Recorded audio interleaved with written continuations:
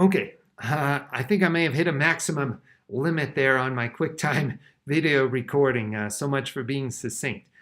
This one will be. This is just a follow-up, part two, finish up what I was saying. I gave the example of the making connections and how it's often done in a way that is not strategic. And that's exactly how sort of poor readers, sort of respond to text. They make all sorts of distracting connections that, really detract from their building good sort of comprehension or interpretation of a text rather than enhance it.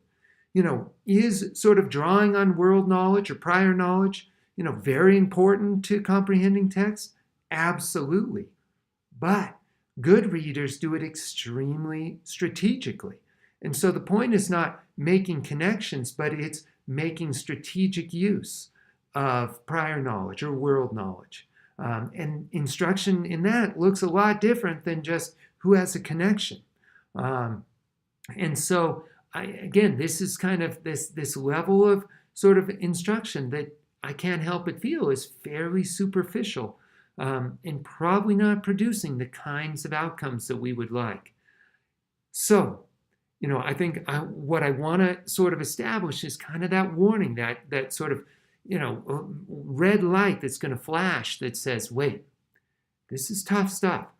I'm asking kids to sort of acquire and master, independently apply, very sort of strategic kinds of processes. How am I teaching it? And what I'd like sort of to propose as an answer is that we add a lot of guided practice. I think that is sort of a phrase that's worth its weight in gold, when it comes to teaching in general, but especially teaching things that are more sophisticated, more complex, more strategic, is that we have to guide students. We have to simplify the task in ways that make it sort of more concrete, more likely for them to sort of successfully apply things and, slowly build into, you've probably heard the phrase gradual release of responsibility. Well, I think that there needs to be a lot of sort of, it has to be very gradual the more sophisticated the targets of our instruction are. And in particular, with reading comprehension, that this idea of guided practice, providing texts that really sort of are convenient texts, friendly texts for the kinds of strategies or analysis skills that we want to teach. Providing very concrete steps that students are going to use, and then allowing them to sort of work through that with a step-by-step.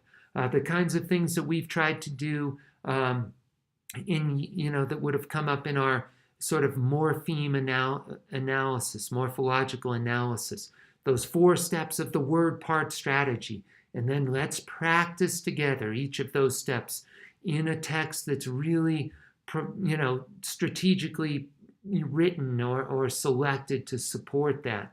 And only over time sort of develop sort of more independence and more independent application, probably still in very convenient texts that set kids up for success, until finally we're looking at kind of independent application in sort of independent reading texts or less sort of friendly texts for the given skill or strategy. So I really think, and I want to write an article coming up hopefully in the spring on this idea of guided practice in the teaching of comprehension. I think it's a wonderful sort of way to think about sort of the art of teaching, is that how sort of creative and how skillful and how effective can we be in creating guided practice that's going to allow our kids to grow into true sort of mastery and independent, flexible, strategic application of these kinds of sophisticated thinking skills or thinking strategies.